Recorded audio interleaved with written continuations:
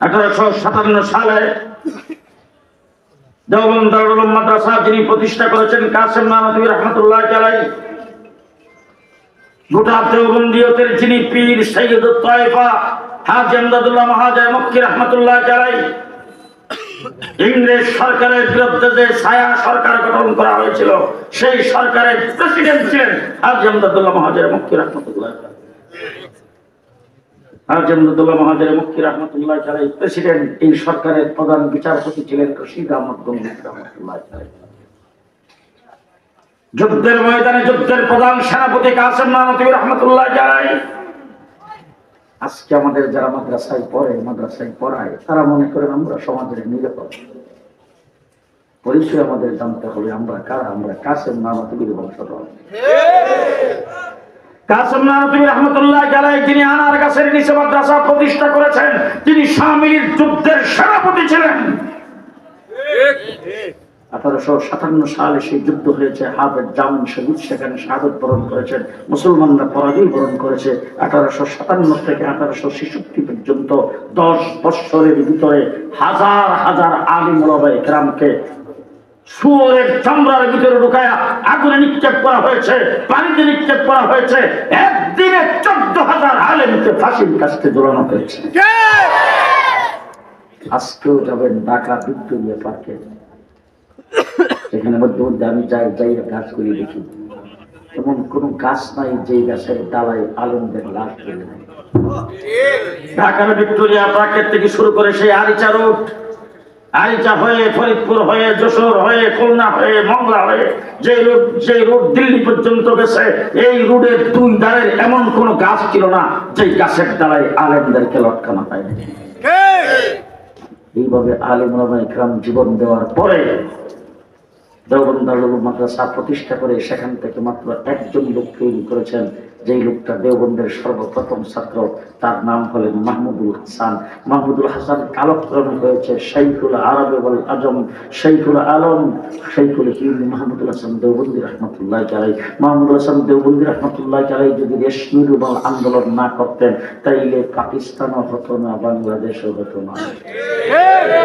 1.5 মাস রিমান্ডে ছিলাম, 2 বছর জেলখানার ভিতরে ছিলাম। জেলখানার ভিতরে ইতিহাসের অনেক বই প্রস্তুত করেছি। শেখ মুজিবুর রহমান সাহেবের আত্মজীবনী, অসমাপ্ত আত্মজীবনী, কত কিছু করলাম। সুরের দল ইতিহাস তোমরা বলে দিয়েছ, যেখানে হযরত মাওলানা আঠারী রাহমাতুল্লাহ আলাইহি এই বিয়ানীবাজারের কৃতি সন্তান যুক্ত ফ্রন্ট গঠন করেছিল, যার নেতৃত্বে শেখ মুজিবের ইতিহাসে তার নামটাও বাদ দেওয়া হয়েছে। সমস্ত ইতিহাসকে ভুলাই দিয়েছে তোমরা। বাংলাদেশের মুসলমানদের ইতিহাস আমাদের কাছ থেকে শোনো। 1857 সালের পরে 1866-তে দেওবন্দের আনার গাছের নিচে যেই ছাত্ররা সবক নিয়েছিলেন তার নাম মাহমুদ হাসান। সেই মাহমুদ হাসান দেওবন্দি রাহমাতুল্লাহ আলাইহি তিনি শাইখুল হিন্দ হয়েছেন। তিনি জেলখানার ভিতরে ছিলেন 4 বছর। প্রত্যেক দিন ওনাকে জেলের রুম থেকে বের করে নেওয়া হতো, আর লোহার শিক গরম করে ওনার কোমরে আর পিঠের মধ্যে লাগানো হতো। তিনি বেহুশ হয়ে যেতেন। হুশ হওয়ার পরে ইংরেজ ওনাকে বলতো, ইংরেজের বিরুদ্ধে ফতোয়া দিয়েছ, যুদ্ধের ফতোয়া দিয়েছ, সেই ফতোয়া তুমি উদ্ধ করো। উনি বলতেন, তোদের নির্যাতনের কারণে যদি আমার মৃত্যু হয়ে যায়, মৃত্যুর মুখে যায় বলবো ইংরেজের বিরুদ্ধে যুদ্ধ করা করো।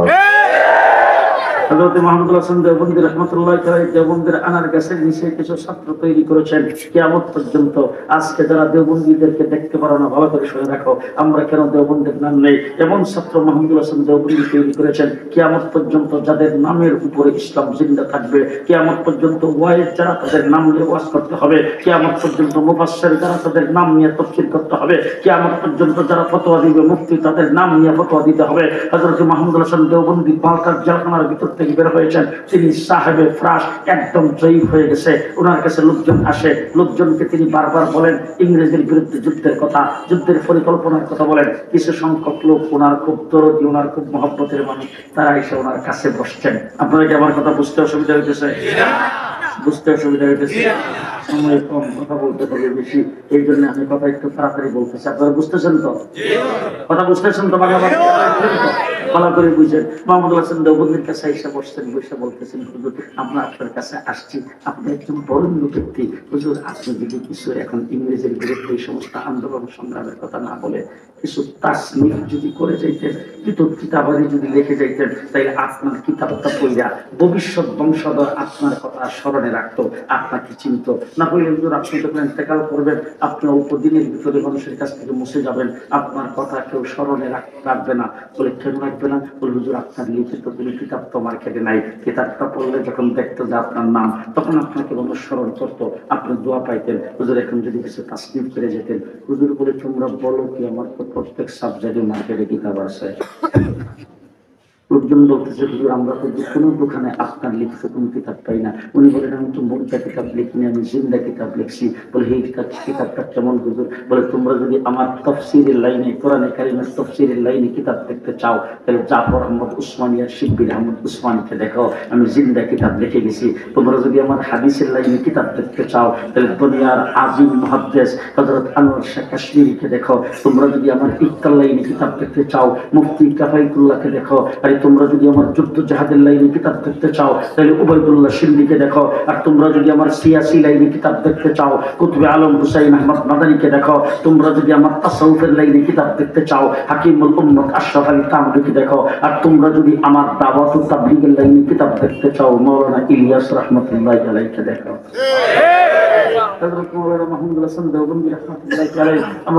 এক জাত লোক তৈরি করে গেছেন। আজকের গোটা পৃথিবীতে এর এক একজনের নজির কোন ডিপার্টমেন্ট, কোন গ্রুপ দেখাইতে পারবে না। হযরত হুসাইন আহমদ মাদানী রাহমাতুল্লাহি আলাইহি ইংরেজের কাঠগড়ায় দাঁড়িয়েছেন লাহোরে।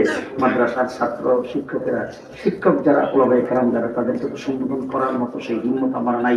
ছাত্রদেরকে বলতেছি, আজকে মাদ্রাসায় পড়লেই মনে করে যে আমরা পোল্ট্রি মুরগির মতো। আমরা পোল্ট্রি মুরগি নয়, আমরা সবাই বাঘ আর সিংহের বাচ্চা। এটা ভালো করে মনে রাখতে হবে। মাদ্রাসায় যারা পড়ো তারা ভালো করে শুনে রাখো। হুসাইন আহমদ মাদানী রাহমাতুল্লাহি আলাইহি লাহোরের কোর্টে দাঁড়িয়েছেন, কোর্টের কাঠগড়ায় দাঁড়িয়েছেন।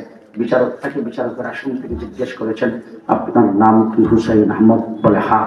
বলে আপনার বিরুদ্ধে অভিযোগ হলো আপনি নাকি ফতোয়া দিয়েছেন ইংরেজের মিলিটারিতে ভর্তি হওয়া মুসলমানদের জন্য হারাম। হযরত হুসাইন আহমদ মাদানী কাঠগড়ায় দাঁড়ায় সেখান থেকে জোরে আওয়াজ করে বলতেছেন, ফতোয়া আগেও দিছি, এখনো দিচ্ছি, সামনেও দেব। যখন এই কথা বলছেন তখন মোহাম্মদ আলী জওহার তার পাশে ছিল, লাফ দিয়া পায়ে পরে ডাক দিয়ে বলছেন, হযরত ইয়ে আদালত है, তোরা নরমি সে বাত করে, মুসলমান পর তোরা রহম করে। হযরত হুসাইন আহমদ মাদানী ধাক্কা দিয়ে মোহাম্মদ আলী জওহারকে সরাইয়া দিয়ে বলছেন, মোহাম্মদ আলী, আজকে ইংরেজের কাঠগড়ায় দাঁড়ায়া আমি যদি এই ফতোয়া পরিবর্তন করি, আল্লাহর নবীর দান শহীদ করা দ্বীনের পরিবর্তন হবে। হাসরের ময়দানে যায় রাসূলের সামনে দাঁড়ানো যাবে না। যখন এরকম জোর গলায় কথা বলেছেন, বিচারকের আসন থেকে ডাক দিয়ে বলতেছেন, মাওলানা সাহেব, আপনি কোন জায়গার দাঁড়ায় কথা বলতেছেন? আপনি কি টের পান